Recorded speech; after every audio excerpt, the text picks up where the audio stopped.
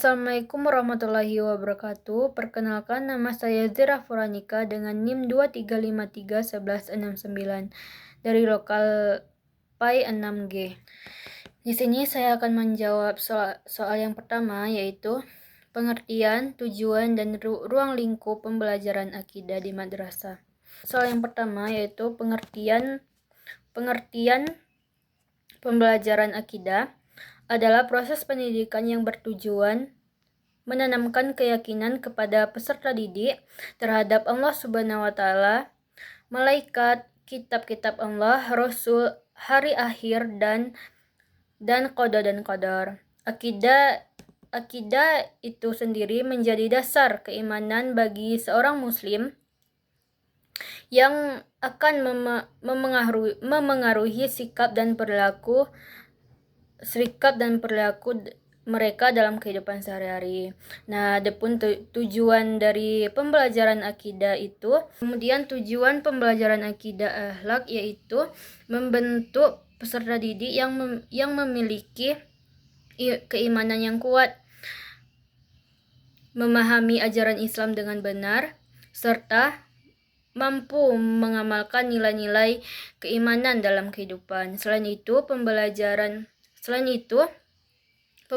akidah juga membenteng peserta didik dari pemahaman yang menyimpang dan memperkuat hubungan antara mereka dengan Allah.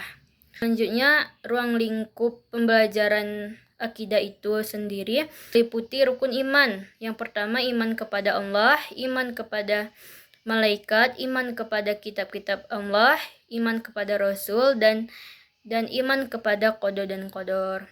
Nah, materi ini diajarkan agar peserta didik memahami dan meyakini ajaran Islam secara utuh. Selanjutnya, soal yang kedua yaitu pengertian, tujuan, dan ruang lingkup pembelajaran akhlak. Nah, pengertian pembelajaran akhlak yaitu pembelajaran akhlak adalah proses pendidikan yang bertujuan membentuk perilaku dan karakter peserta didik sesuai dengan ajaran Islam. Akhlak mengajarkan bagaimana seseorang berhubungan dengan Allah Subhanahu wa taala, sesama manusia, dan lingkungan sekitar. Tujuan pembelajaran akhlak adalah membentuk peserta didik yang memiliki akhlak terpuji seperti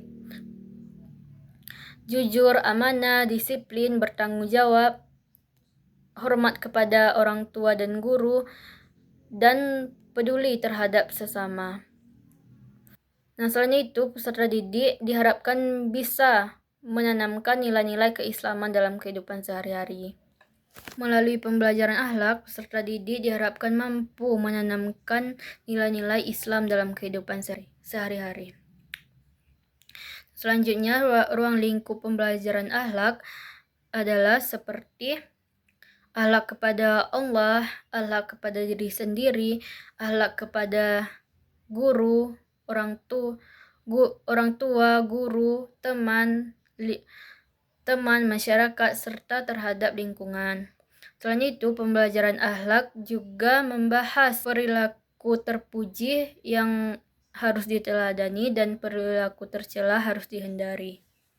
Terus selanjutnya soal yang ketiga yaitu buatkan soal kognitif, afektif, dan psikomotorik dengan materi wudhu. Yang pertama yaitu kognitif. Sebut apa yang dimaksud dengan wudhu. Terus yang kedua, sebutkan rukun-rukun wudhu. Selanjutnya itu ranah afektif. Yang pertama, bagaimana sikap yang akan kita tunjukkan ketika akan berwudu. Yang kedua yaitu mengapa kita harus menjaga kesucian dengan berwudu. Terus selanjutnya psikomotorik. Yang pertama itu praktikkan cara membasuh wajah saat berwudu dengan benar. Yang kedua, praktikkan pelaksanaan wudu mulai dari mulai dari niat sampai membasuh kaki sesuai dengan rukun wudhu. Yang keempat yaitu fungsi dan tugas guru sebagai administrator pembelajaran. Nah, selain sebagai pengajar dan pendidik, guru juga berperan sebagai administrator pembelajaran. Sebagai administrator, guru bertugas merencanakan, mengelola, melaksanakan, dan mengevaluasi proses pembelajaran agar berjalan dengan baik. Fungsi guru sebagai administrator antara lain menyusun perangkat pembelajaran seperti modul ajar, program semester, dan asesmen. Guru juga bertugas mengelola data peserta didik, mencatat hasil belajar, membuat laporan hasil perkembangan siswa, serta membuat administrasi kelas. Dengan administrasi yang baik, maka proses pembelajaran akan menjadi terarah, terorganisir, dan tujuan pembelajaran akan tercapai secara optimal. Yang kelima yaitu prinsip objektivitas dalam hasil belajar. Itu berarti penilaian harus dilakukan secara adil, jujur, dan berdasarkan kemampuan peserta didik, tanpa adanya pengaruh faktor suka atau tidak suka. Peserta didik juga harus mendapatkan perlakuan yang sama dalam proses penilaian. Untuk menjaga objektivitas, guru harus menggunakan kriteria penilaian yang jelas, rubrik yang sesuai, dan memberikan penilaian kepada siswa sesuai dengan hasil belajar siswa. Dengan begitu, penilaian akan lebih adil dan akurat. Mungkin itulah saja video dari saya.